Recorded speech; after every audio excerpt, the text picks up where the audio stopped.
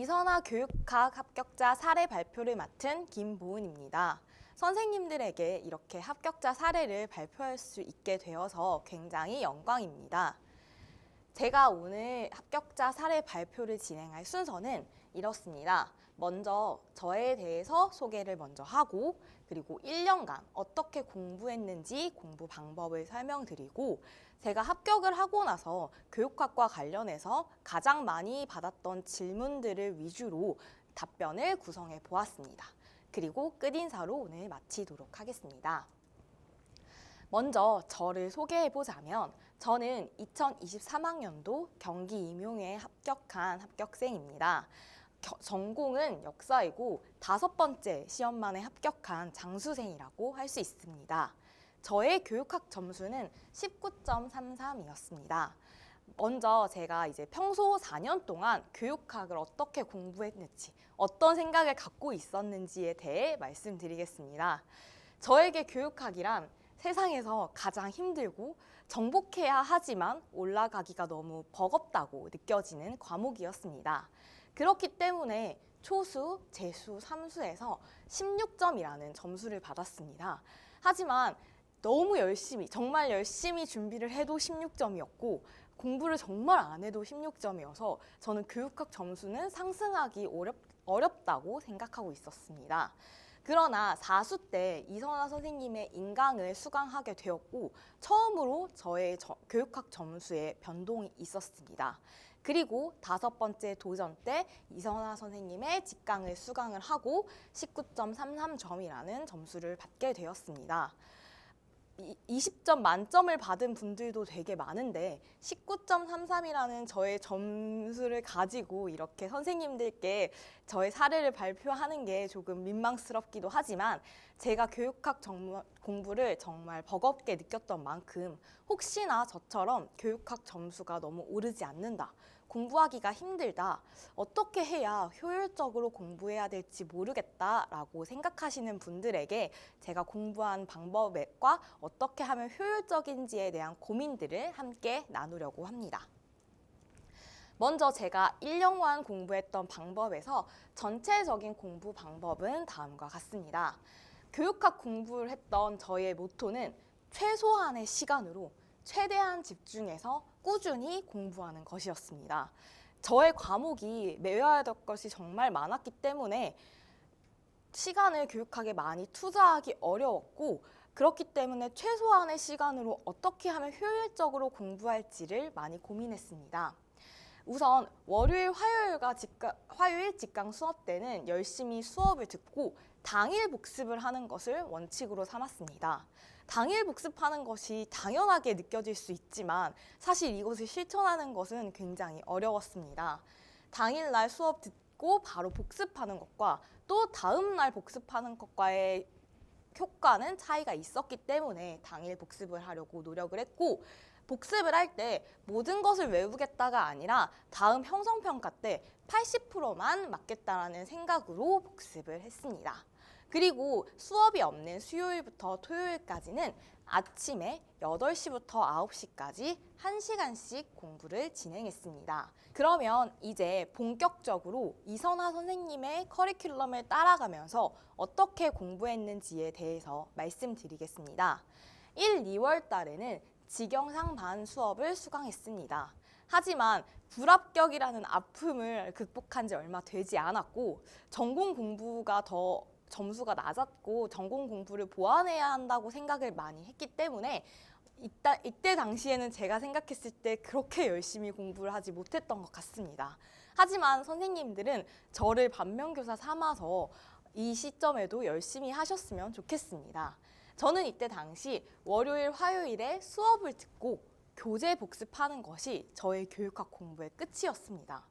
당시에는 수업을 듣고 교재를 읽는 것만으로도 그래도 열심히 하는 것이 아닌가라고 생각을 했었는데 나중에 하반기에 되어서 이때 당시에 열심히 하지 않았던 것을 후회했었습니다. 왜냐하면 1, 2월 달과 3, 4월 달에 특히 1, 2월 달에는 주로 시험에 출제되지 않은 이론들도 선생님이 설명을 해주시는데 이때 그 이론들을 보지 않으면 하반기 때는 보기 어렵기도 하고 그런 이론들이 나왔을 때 다시 공부하기가 너무 버겁기 때문에 잘 나오지 않는 이론이라도 지금 한번 보고 가는 것이 중요하다고 생각합니다. 하지만 이때 저는 그런 이론들을 쉽게 넘겨버렸고 그것을 하반기에 굉장히 많이 후회를 했습니다.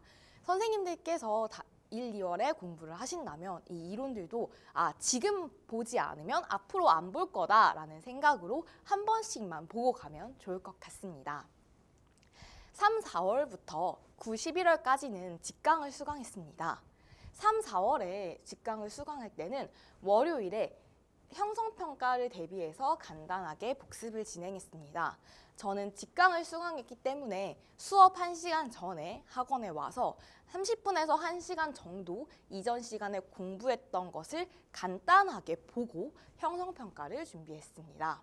그리고 수업을 열심히 듣고 나서 수업 후에는 먼저 형성평가 때 틀렸던 그 내용을 교재로 한번 읽고 그 틀린 부분을 교재에 체크했습니다. 이렇게 체크해두면 내가 어느 부분이 부족했는지를 알 수 있기 때문에 저는 이 교재 체크하는 과정까지 진행했습니다. 그리고 당일 수업 내용에 대해서 교재를 꼼꼼하게 한번 읽어봤습니다. 이렇게 교재까지 읽어보았다면 이 3, 4월부터 나눠주시는 익히 자료를 다시 한번 읽으면서 풀어져 있던 교재 내용을 한번 다시 정리하는 느낌으로 익히 교재를 읽었습니다. 이렇게 월요일, 화요일은 공부를 했고 교육학 수업이 없는 수요일부터 토요일까지는 교육학 공부를 1시간 정도 진행을 했습니다. 저는 3, 4월 달에 구조화 자료를 읽은 뒤에 거기서 떠오르지 않거나 모른다고 생각되는 부분을 익히 자료를 읽었습니다. 월요일, 화요일에 나간 진도 분량을 4일로 나누어서 4일 동안 구조화 자료를 보고 부족한 부분을 익히로 읽는 방법을 했습니다. 하지만 모의고사를 보는 주간이 있었다면 진도 나간 부분을 2일 동안 보고 모의고사의 네 분야를 두 분야로 나눠서 2일 동안 구조화 자료와 익히를 봤습니다. 모의고사를 봤을 때 비교적으로 익히 보는 것이 꼭 수요일부터 토요일까지 공부가 쉬워서 저는 개인적으로 모의고사 주간을 기다렸기도 했었습니다. 그럼 5, 6월 달에는 어떻게 공부했는지 말씀드리겠습니다. 5, 6월부터는 이제 기출문제를 풀게 됩니다. 그렇기 때문에 이때는 예습이 필요하다고 여겨져서 월요일, 화요일 수업 전에는 기출문제를 먼저 풀어보았습니다. 선생님께서 미리 풀고 오라고 페이지를 정해주시는데 그 페이지에 맞게 풀어두고 혹시나 시간이 남으면 이전에 공부했던 것에서 어려웠던 거나 외우지 못한 것들을 한번 간단하게 봤습니다. 그리고 수업이 끝난 후에는 문제를 풀었는데 기출문제를 풀었는데 틀렸던 부분이나 아니면 수업 중에 기출문제 중 중요하다고 이야기해 주신 부분에 대해서 공부를 했습니다. 그래서 그 기출에서 중요하다고 생각하는 선지에 형광펜을 치고 요약노트에 이것을 옮겨서 요약노트 안에 내용을 추가하는 형식으로 단권화를 진행했습니다. 저는 단권화를 할 때 요약노트로 했는데 요약노트가 굉장히 잘 정리되어 있어서 공간도 넓어서 추가하기도 되게 좋았기 때문에 이 자료를 활용하시면 좋을 것 같습니다. 그래서 월요일, 화요일에는 수업 내용을 간단하게 복습을 하고 요약노트를 읽는 것으로 공부를 마무리했습니다.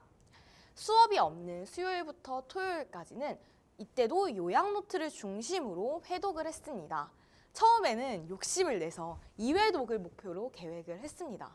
근데 읽다 보니 너무 겉핥기식으로 대충 읽는 것 같고 이게 의미가 없다라는 느낌이 있어서 시간도 좀 꽤나 오래 걸렸기에 이렇게 하면 보다 더 효율적으로 공부하기 위해 1회독으로 집중해서 보자라고 생각을 했고 계획을 수정해서 1회독만 보았습니다.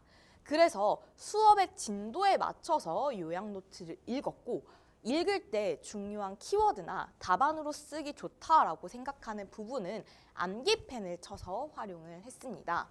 지금 보시는 사진이 제가 암기펜으로 했던 요약노트 사진인데요. 이렇게 중요하다고 생각되는 키워드에 색칠을 미리 해두고 나중에 다음 커리큘럼 때 이제 한 번 더 회독을 할 때 써먹기 위한 자료를 만들었습니다. 그리고 지금 보시는 스티커의 경우는 파란색은 선생님이 중요하다고 강조하셨거나 모의고사에 내셨던 내용들을 스티커로 붙여놓았고, 초록 색깔 스티커는 제가 반복적으로 자꾸 틀리고 외워도 잘 외워지지 않는다고 생각되는 부분에 스티커를 붙였습니다. 이렇게 스티커를 붙인 이유는 나중에 중요한 내용, 내가 잘 모르는 내용만 모아서 보고 싶은데 그때 보기 위해서는 스티커를 미리 붙여놓으면 많이 붙으면 많이 붙을수록 중요하거나 내가 어려워하는 내용이라고 생각이 들기 때문에 스티커를 붙이면서 9월 달에 중요한 부분만 보기 위한 자료를 만들었고 이거를 실제로 활용을 했습니다. 그리고 이쪽에 글을 쓴 것을 보면은 공부를 하다가 수업을 듣다가 5, 6월부터 9, 11월까지 혹시 답안으로 쓰기 좋다라고 생각되는 부분에 대해서도 이렇게 옆에다 추가적으로 써놓기도 했습니다. 그러면 7, 8월에는 제가 어떻게 공부했는지 말씀드리도록 하겠습니다. 7, 8월부터는 본격적으로 논술 문제를 내가 배운 이론 가지고 적용하는 연습이 시작되는 단계입니다. 그래서 각 과목별로 논술 문항이 주어지고 수업 시간에 개요 쓸 시간을 주신 다음에 이 문제를 풀이하는 형식으로 진행이 됩니다. 그래서 저는 수업 전에 예습할 필요는 없다라고 생각을 해서 이전 수업 내용 중에 중요하다고 생각했던 부분을 복습하거나 형상평가에 대비해서 이전 내용을 간단하게 보는 방법을 취했습니다. 그리고 수업 후에는 당일 진도에서 제가 개요를 원활하게 쓰지 못한 부분에 대한 이론 파트를 요약 노트 먼저 읽었습니다. 그렇게 해야 내가 모르는 부분에서 이걸 몰랐지 라고 바로 깨달을 수 있어서 요약 노트를 읽기 시작했었습니다. 그리고 당일 진도 문제 나간 것 중에서 한 문제에서 두 문제는 직접 글쓰기를 진행했습니다. 처음에는 세 문제 써야지 라고 다짐을 하고 시작했지만 전공의 압박으로 시간적 여유가 부족해서 세 문제는 쓰지 못했고 아무리 시간이 부족해도 한 개는 꼭 써보려고 노력을 했습니다. 이렇게 직접 개요 쓰는 것이 아니라 글로 써보게 되면 생각보다 글이 잘 풀리지 않게 되는 경우도 있고 내가 풀어서 쓰고 다시 읽어봤을 때 키워드가 명확하게 드러나지 않는 경우도 있어서 꼭 한 문제는 직접 써보는 작업을 진행하는 것이 중요하다고 생각합니다.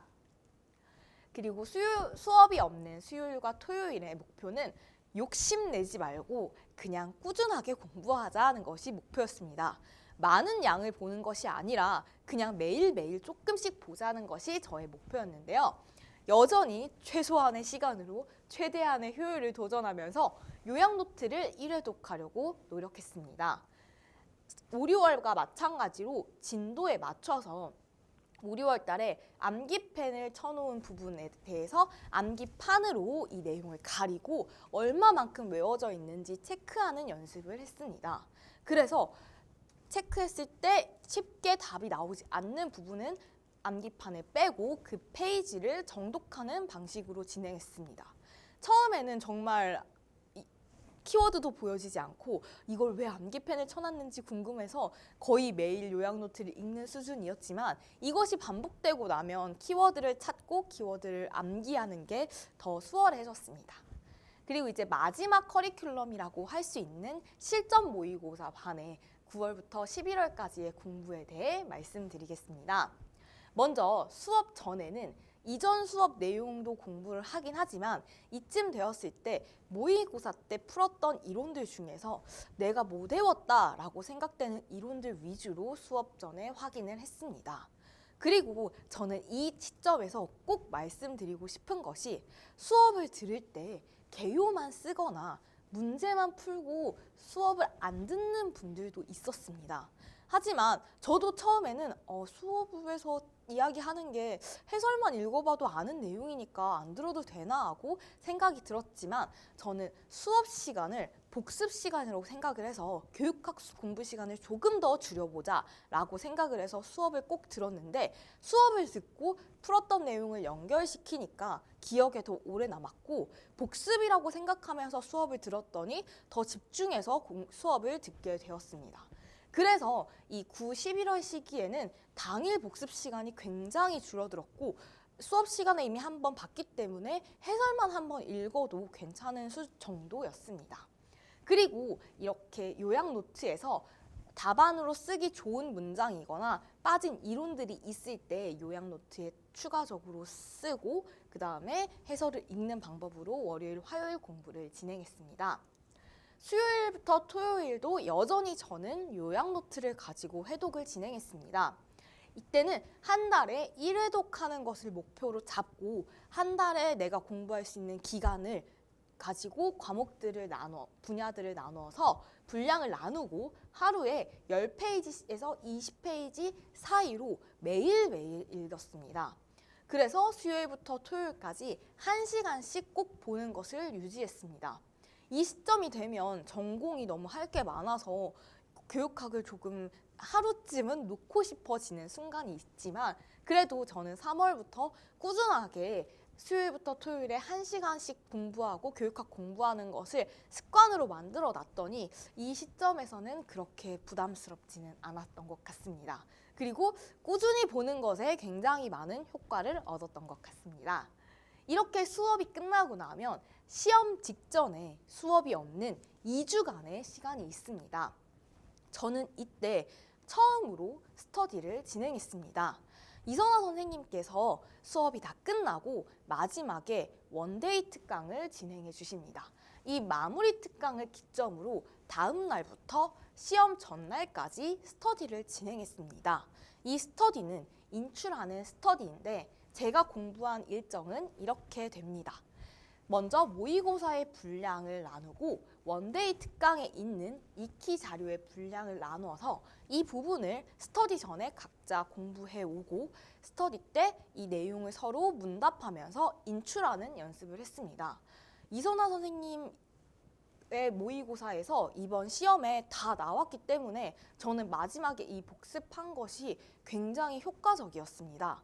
그리고 스터디하는 것으로 저는 끝내지 않고 시험장에서 교육학 때 무엇을 보면 좋을까라는 고민에서 시작해서 암기 카드를 만들었습니다. 스터디를 끝나고 이 스터디에서 내가 잘 답변하지 못한 부분들에 대해서 암기 카드에 적어놓고 이거를 시험장에서 교육학 시험 전까지 계속 읽어보았습니다. 그랬더니 제가 마지막 시험 전에 읽었던 것이 관료제 파트였는데 실제로 관료제가 시험에 나와서 굉장히 놀랐던 기억이 있었고 바로바로 답을 고민하지 않고 쓰고 개요를 작성했었습니다. 그렇기 때문에 저는 이 기간에 꼭 스터디를 하지 않아도 모의고사를 꼭 복습하고 마지막 익히 자료를 한번 꼭 읽어보는 것이 중요하다고 생각합니다. 제가 스터디를 했던 이유는 그저 이제 혼자 하면 교육학을 놓을 것 같아서 약간의 강제성을 부여하고자 이렇게 스터디를 진행했습니다. 그러면 이제 제가 이렇게 공부한 뒤 합격을 하고 많이 받았던 질문들을 위주로 답변해보는 시간을 가져보겠습니다. 제일 많이 들었던 이야기가 이선아 선생님 강의를 수강한 이유가 무엇인지에 대해 물어보는 것이었습니다. 제가 처음 이선아 선생님의 수업을 들었던 이유는 주변 지인이 이선아 선생님 강의가 되게 좋다, 한번 들어봐라 라는 제안을 해주었고 그 추천을 받아서 듣게 된 것이 계기였습니다. 그러고 4수 때 처음으로 교육학 점수가 오르는 것을 보고 5수 때는 고민 없이 이선아 선생님의 수업을 선택했던 것 같습니다. 두 번째는 1년 커리큘럼을 따라서 강의를 들으면 교육학 공부량이 줄어듭니다. 아까 앞서서 말씀드렸듯이 1, 2월 달에 보지 않으면 나중에도 보지 않게 되는 이론이 있다라고 말씀을 드렸는데 1, 2월 달에는 양이 너무 많은 것 같아 보이지만 시간이 가고 커리큘럼이 지날수록 중요한 내용 위주로 내용 분량이 줄어들게 되고 중요한 내용을 계속 반복하게 되니까 어떤 부분은 제가 노력해서 외우지 않고 수업만 들어도 외워지는 부분도 많았습니다. 세 번째는 강의가 지루하지 않다는 것입니다. 저는 교육학 강의가 지루하지 않을 수 있다는 것을 이선아 선생님 수업을 듣고 처음 깨달았습니다. 교육학이란 과목이 저에게 너무 어렵고 딱딱하다고 여겼기 때문인데 교육 강의를 들을 때 선생님께서 하나의 이론을 설명하실 때 그 배경과 맥락을 먼저 설명을 해주시고 강의를 진행하기 때문에 조금 더 이해가 잘 되고 딱딱하지 않을 수 있다라는 생각도 들었었고 강의 중간중간에 조금 지칠 시점에 학생들에게 선생님의 소소한 일상을 공유해 주시거나 문구용품을 추천해 주시는 등의 다른 이야기로 한번 리프레시 시켜주신 다음에 다시 본격적인 내용으로 수업을 진행하셔서 강의가 지루하지 않았습니다. 그리고 공감력 만렙이다라는 것도 저는 이 수강하게 된 이유 중에 하나라고 생각합니다. 수업을 듣다 보면 너무 힘들고 지친 날도 있는데 항상 선생님께서 오늘 날씨는 이렇다, 이렇게 해서 피곤할 수 있다, 또 너무 졸릴 수 있다, 힘들 수 있다, 근데 나만 그런 것이 아니다 라는 이야기를 자주 해주시곤 하는데 이게 그냥 누구나 하는 이야기지 라고 생각할 수도 있지만 정말 어떤 날은 제가 너무 마음이 힘들고 스트레스 받을 때 그런 한마디가 정말 위로가 되고 열심히 해야겠다라고 생각하게 되는 계기가 되었습니다. 그것뿐만 아니라 이 시점엔 이제 열심히 해야지 라고 이야기해 주시는 것을 들었을 때 자극을 받아서 열심히 공부하기도 했기 때문에 공감력 만렙이라는 것도 있었습니다. 그리고 가장 큰 이유 중에 하나가 매 커리큘럼마다 모의고사를 진행하는 것이라고 생각합니다. 매 1, 2월부터 논술을 쓰고 직접 모의고사를 보는 것이 굉장히 부담스럽게 여겨질 수 있다고 생각합니다. 그런데 커리큘럼 처음에 논술을 어떻게 써야 될지 막막하고 고민이 되는데 그냥 무작정 한번 써보고 이것을 첨삭을 받으면서 이 과정이 반복되면서 어떻게 내가 아는 이론을 논술로 풀어내야 되는지 감이 잡히게 되기 때문에 매 커리큘럼마다 모의고사가 있는 것은 굉장한 장점이라고 생각됩니다. 그리고 모의고사를 볼 때마다 너무 부담스럽고 힘든데 이것을 조금 버티고 계속 경험하고 지나가다 보니 나중에는 9월달이 되었을 때 모의고사가 크게 부담되지 않는다는 것도 느끼게 되었습니다. 저는 이러한 이유 때문에 이선화 선생님의 강의를 수강하게 되었습니다. 두 번째 질문은 공부가 밀렸을 때 어떻게 공부를 했는지에 대한 질문이었습니다. 공부를 하다 보면 항상 진도가 밀릴 때가 있고 저는 교육학 공부가 어려웠기 때문에 항상 조금씩 진도가 밀릴 때가 있었습니다. 하지만 이렇게 밀린 부분은 저는 과감하게 스킵하고 넘어갔습니다. 혹시나 부득이한 사정으로 수업을 듣지 못하는 경우도 있고 또 어떤 날은 일이 생겼을 수 있고 그렇기 때문에 이런 경우에는 지금 나가는 진도를 우선으로 해서 당일 복습을 진행하고 여유가 되면 내가 공부하지 못한 부분을 공부하지만 여유가 되지 않으면 밀린 부분은 그냥 과감하게 생략했습니다.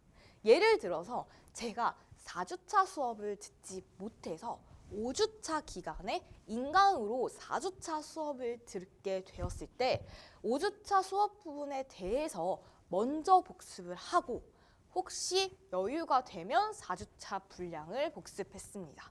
저는 4주차 이 분량을 복습한 경우도 있었고 과감하게 생략했던 경우도 있으니까 이것은 상황에 맞게 진행하시면 되지만 이 밀린 것을 계속 나 다 해야지, 밀린 것도 다 해야지 라고 하다 보면 어느 순간 밀려있는 내용이 점점 늘어나게 되고 교육학에 점점 손이 안 가게 되어서 감당하지 못한 정도로 많은 양이 남아버리는 경우가 생기기 때문에 과감하게 스킵하는 그 용기도 필요하다고 생각합니다. 제가 멘탈 관리했던 방법에 대해서 말씀드리겠습니다. 저는 슬럼프가 오고 멘탈이 터진다라고 이야기하는 이 시점, 멘탈 관리가 되지 않는 이유는 욕심이 생겨서라고 생각합니다. 한 번도 교육학을 열심히 공부하지 않았다가 갑자기 3, 4월에 알차게 교육학 공부를 정말 열심히 하고 나니 제가 5, 6월 달에 욕심이 생겼습니다. 저에게 교육학은 넘지 못할 산이었기 때문에 만점은 꿈도 못 꾸는 점수였고 18점, 19점만 봐도 대단한 점수다라고 느꼈는데 3, 4월 달에 알차게 보내니까 5, 6월 달에 할 수 있지 않을까라는 기대감을 품게 되었고 그렇게 기대감을 품고 욕심을 갖고 나니 마음대로 인출이 되지 않아서 슬럼프에 빠졌습니다. 내가 공부했는데 분명히 열심히 외웠는데 이것이 내가 인출이 되지 않아서 속상했던 경우도 있고 원래 가지고 있던 5개념을 열심히 수정해서 다시 외웠는데 다시 5개념이 남아있는 모습을 봤을 때 굉장히 좌절하게 되었는데 욕심이 생기면 슬럼프가 오고 욕심을 버릴 때 슬럼프가 사라진다라고 생각을 합니다.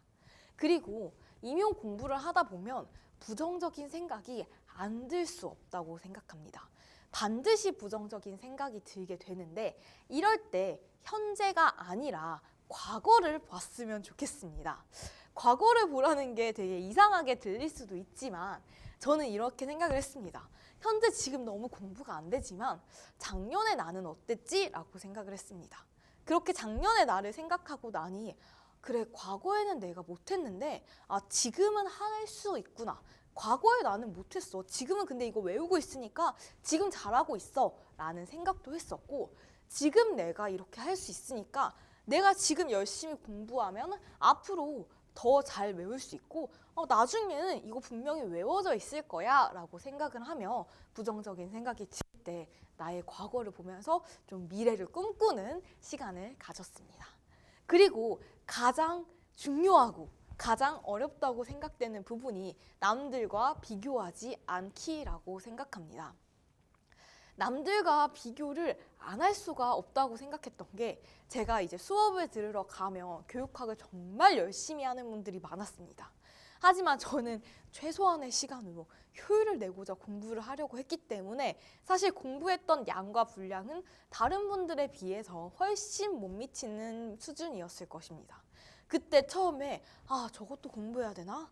이렇게도 해야 되나? 라는 고민을 하면서 다른 사람들을 봤는데 내가 할 수 없는데 다른 사람들을 보니까 그저 버겁게만 느껴졌기 때문에 저는 다른 사람은 보지 않고 내가 할 수 있는 것만 그냥 열심히 하자라고 생각하면서 비교하지 않았더니 멘탈 관리가 비교적 잘 되었던 것 같습니다.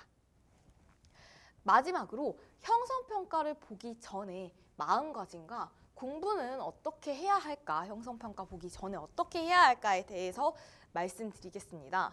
저는 공부할 때 형성평가는 다 맞겠다는 욕심을 버리고 공부했습니다. 선생님께서도 80%만 맞아도 충분히 잘했고 5, 60% 맞을 수도 있다라고 이야기해 주십니다. 물론 공부를 하다 보면 형성평가 내용을 다 맞고 싶고 100% 맞으면 좋지만 이게 실제 시험이 아니기 때문에 맞지 않아도 괜찮지만 이렇게 100% 맞겠다는 각오를 가지고 공부하면 스트레스로 다가오게 되는 것을 느꼈습니다. 그렇기 때문에 형성평가는 다 맞지 않아도 된다. 분명 틀리는 게 있을 것이다 라고 생각을 하고 형성평가가 진짜 성적이 아니고 내가 어느 부분을 부족하고 어떤 부분에 복습이 필요한지 활용하는 용도의 지표로만 사용했으면 좋겠습니다. 그리고 형성평가를 볼 때 저는 형성평가 보기 30분 전에 깊게 아니고 간단하게 책을 보면서 이런 내용이 있었지 하면서 리마인드하고 복습을 했고 그리고 풀어보았습니다. 물론 진짜 형성평가라는 것은 내가 이전에 공부한 게 얼마나 남아있나를 확인해야 되기 때문에 보지 않고 바로 문제를 풀었을 때 바로 인출이 되는 것이 아마 제일 좋을 것이라고 생각합니다. 하지만 저는 그렇게 했을 때 절반도 못 맞겠다라는 생각이 들었었고 형성평가를 계속 망치면 자존감이 떨어질 거라는 생각이 들었고 그러면 또 멘탈 관리가 되지 않을 것 같다라고 생각이 들어서 30분 정도 간단하게 보고 그래도 내가 자신감도 찾아야 된다라는 생각으로 복습한 뒤에 형성평가를 빠른 시간에 풀었습니다. 이선아 선생님께서 시간을 주실 때 굉장히 타이트한 시간으로 풀으려고 시간을 주시는데 인강을 듣는 분들이라도 꼭 그 시간을 재고 그 시간 안에 인출해보는 연습을 했으면 좋겠습니다. 어떨 때는 저도 형성평가를 다 풀지 못하고 시간이 끝나버리는 경우도 되게 많은데 이렇게 시간에 압박을 주고 인출을 했을 때 실제 시험에서도 시간에 압박이 있다 보니까 그렇게 인출하는 연습을 하다 보면 개요 쓸 때 굉장히 많이 도움이 된다고 생각합니다. 마지막 질문이 아니었네요. 이게 진짜 마지막 질문입니다. 스터디는 필수일까요? 라고 물어보는 분들이 많은데 저는 스터디는 선택이라고 생각합니다. 교육학도 그렇고 전공도 그렇고 스터디는 선택이라고 생각하는데 저는 개인적으로 스터디를 하면 효율이 조금 떨어진다라고 생각을 했습니다. 내가 공부하고 싶고 내가 공부할 수 있는 속도가 있는데 스터디를 하게 되면 그 속도대로 공부를 할 수 없다라고 생각이 들었기 때문에 평상시 스터디를 진행하지 않고 혼자 공부했습니다. 괜히 스터디를 하면 시간이 뺏긴다는 생각이 들 때도 있었기 때문입니다. 그래서 마지막 2주 동안에는 이제 수업도 없고 아무것도 없으면 내가 교육학 공부를 아예 하지 않을 수도 있겠다라고 생각이 들어서 강제성을 부여하기 위해서 스터디를 진행을 했습니다. 저와 같은 성향을 가진 분들도 분명 있을 텐데 그러나 스터디를 해서 인출을 하면 더 잘 외워지는 분들도 있을 겁니다. 이거는 성향의 차이이기 때문에 내 성향이 어떤지에 대해서 고민을 하고 나의 성향에 맞게 스터디를 하면 좋을 것 같습니다. 그리고 스터디를 할 수 있는 방식은 다양하다고 생각합니다. 인출 스터디를 할 수 있고 또는 내용 정리 스터디를 할 수 있고 그 다음에 문제를 만들어 와서 문제를 뽑아서 풀어보는 문제 뽑기 스터디 등 다양한 방식이 있습니다. 그 중에서 저는 인출 스터디를 진행을 했는데 이때 간단한 팁을 드리자면 인출 스터디를 진행할 때 인출 시간을 꼭 정했으면 좋겠습니다.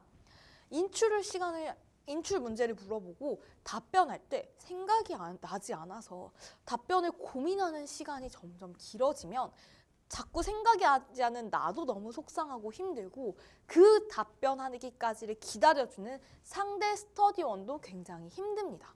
이것이 지속되면 지치고 힘들어지고 버거운 스터디가 될 수 있기 때문에 저는 30초 동안 시간을 주고 30초 안에 답변하지 못하면 그냥 넘어가고 답변하지 못한 건 개인적으로 보충하는 방식으로 스터디를 하는 것이 중요하다고 생각합니다. 여기까지 저의 합격자 사례 발표였는데요. 이렇게 보면 저 사람 뭐야 시간 되게 짧게 효율적으로 공부한다더니 되게 열심히 했네 라고 생각이 드실 수도 있을 겁니다. 하지만 저는 월요일, 화요일 기간에는 최대 3시간 이상 교육학 공부를 개인적으로 하지 않았고 보통 2시간 정도 공부했던 것 같습니다. 그리고 수요일과 토요일에는 수요일부터 토요일까지는 1시간을 넘지 않게 교육학 공부를 진행했습니다. 이렇게 진행한 게 꾸준히는 진행했지만 다른 분들에 비해서는 턱없이 부족한 시간이고 그렇기 때문에 저는 효율을 찾고 집중을 하려고 노력을 했습니다. 그러므로 여러분도 제가 정말 교육하기 어려워했고 힘들어했던 저도 꿈의 점수였던 19.33이라는 점수를 받았으니 여러분은 저보다 분명 더 잘하실 수 있을 것 같고 선생님들은 만점까지 받으실 수 있을 것이라 생각합니다. 무엇보다도 저는 임용 공부에서 가장 중요한 것은 멘탈 관리라고 생각합니다. 모두 다 공부는 열심히 하고 다들 다른 선생님들 다 잘하시는데 어떻게 멘탈 관리를 잘했고 내가 어떻게 건강한 멘탈로 끝까지 공부했냐가 합격을 좌우한다고 생각하니까 나 자신을 놓지 않고 멘탈 관리를 했으면 좋겠습니다. 이렇게 저의 합격자 사례를 발표를 듣고 혹시 궁금증이 해소되지 않아서 질문이 있다면 언제든지 이 저의 메일로 메일 주시면 제가 아는 한 내에서 열심히 최대한 답변 드리도록 하겠습니다. 저는 김보은이었습니다. 이상으로 발표를 마치도록 하겠습니다. 들어주셔서 감사합니다.